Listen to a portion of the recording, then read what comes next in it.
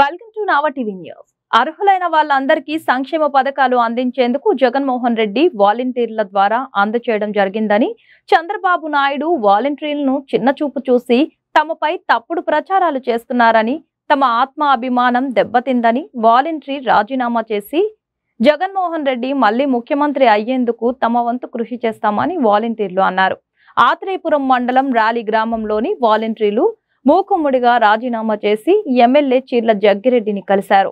ఈ కార్యక్రమంలో జడ్పీటీసీ బోనం సాయిబాబా, వైసీపీ జిల్లా ఎస్సీ సెల్ అధ్యక్షులు కప్పల శ్రీధర్, వైసీపీ నాయకులు, కార్యకర్తలు పాల్గొన్నారు.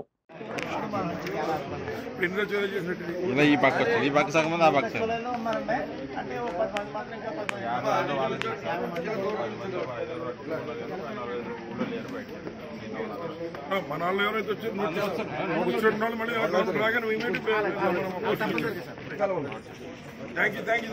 థ్యాంక్ యూ ఒకరి పక్కన మీరు వెళ్ళిపోండి, మీరు ఫస్ట్ వెళ్ళిపోండి అనుకున్నాం మనం.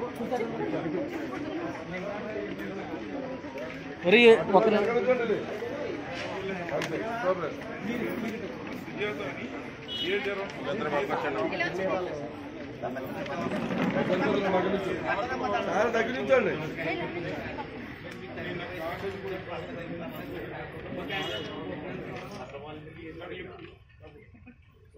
ఆల్రెడీ వీళ్ళు ఆధార్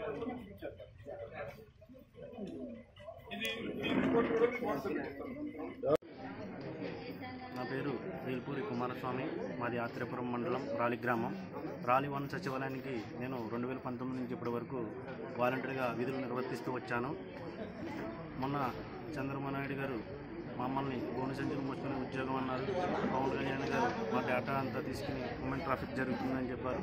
ఆ మాటలు మాకు ఎంతో మనస్తాపానికి గురైనాము. అలాగే మొన్న 1వ తారీఖు నుంచి పెన్షన్లు ఇంటివద్దకు లేవద్దని చెప్పి ఈసీకి కమిషన్ రిపోర్ట్ చేశారు.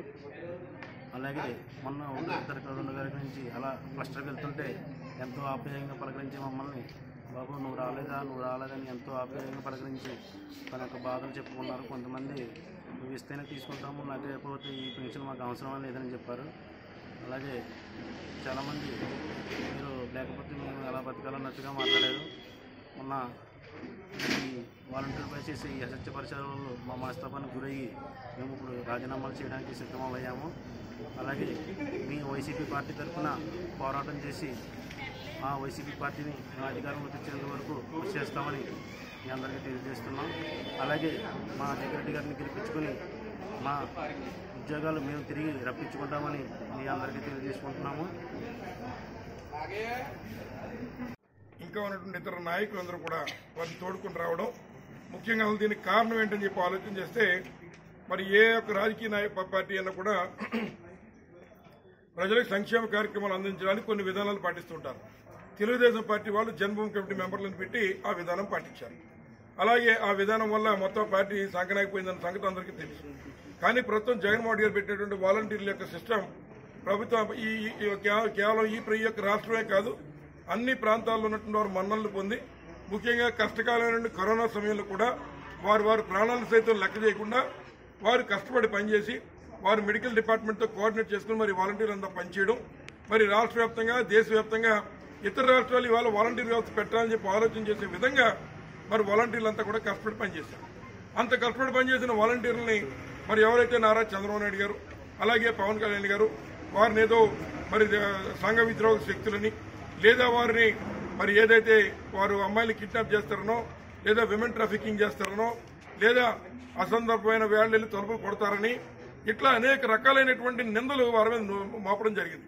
వయసులో చిన్నవారైనా వారందరూ ఎంతో సమయంతో మరి ఎన్ని కూడా పక్కన పెట్టి వారు విధులు నిర్వహిస్తూ ఉన్నారు. కానీ ఈ రోజున ఎవరైతే మరి వృద్ధులుగా ఉన్నటువంటి వారికి సైతం పెన్షన్లు అందకుండా మరి వృద్ధులకు కడుపు కొట్టే కార్యక్రమం చంద్రబాబు నాయుడు గారు చేస్తున్నప్పుడు, అలాగే ఏదైతే దివ్యాంగులు అలాగే వితంతులు ఇటువంటి వారు పొట్టగొట్టేటువంటి కార్యక్రమాన్ని చూసి వారు కూడా చెలించిపోయి ఇవాళ రాజీనామాలు సమర్పించి రేపు ఇట్లాంటి నిరంకుశమైనటువంటి ఫిర్యాదులు చేస్తున్నటువంటి చంద్రబాబు నాయుడు గారు బుద్ధి చెప్పాలి. తప్పనిసరిగా అవసరమైతే మా ఉద్యోగాలు వదులుకుని మళ్లీ జగన్మోహన్ గారిని అధికారంలో తీసుకొచ్చే ఆ ఉద్యోగం చేస్తామేమనే విధంగా వారందరూ ముందుకు రావడం చాలా అభినందించదగ్గ విషయం. ఆ రకంగా మరి గ్రామ నాయకులు కూడా వారు కూడా మరి వారందరినీ కూడా మరి సహకరించి వారందరితో పాటు ఒక మాట మీద తీసుకొచ్చిన వారికి కూడా ధన్యవాదాలు తెలియజేస్తున్నా. తప్పనిసరిగా మనందరం కలిపి రేపు ఇటువంటి తప్పుడు కార్యక్రమాలు చేస్తున్నటువంటి నారా చంద్రబాబు నాయుడు గారిని వారి ప్రభుత్వం వారికి ఉన్నటువంటి పార్టీని మరి బంగాళాఖాతంలో కలపాలి. అది వాలంటీర్ల వల్ల సాధ్యమని నిరూపించుకోవాలని చెప్పి సందర్భంగా కోరుతూ తప్పనిసరిగా రాబోయేటువంటి కాలంలో ప్రజలే మరి బుద్ధి చెప్తారు. వాలంటీర్ వ్యవస్థ ఉండాలా వద్దా అనేటువంటిది రేపు ఇదొక అల్టిమేటం, ప్రజలకి ఇదొక అల్టిమేటంగా మరి ఇవ్వడం జరిగింది. తప్పనిసరిగా నిర్ణయం ప్రజలు తేలుస్తారని చెప్పి సందర్భంగా తెలియజేస్తూ సెలవు తీసుకుంటూ మరి తీసుకొచ్చిన నాయకుల్ని అదేవిధంగా వారిని అందరినీ పేరు పేరున అభినందిస్తున్నాం. ధన్యవాదాలు.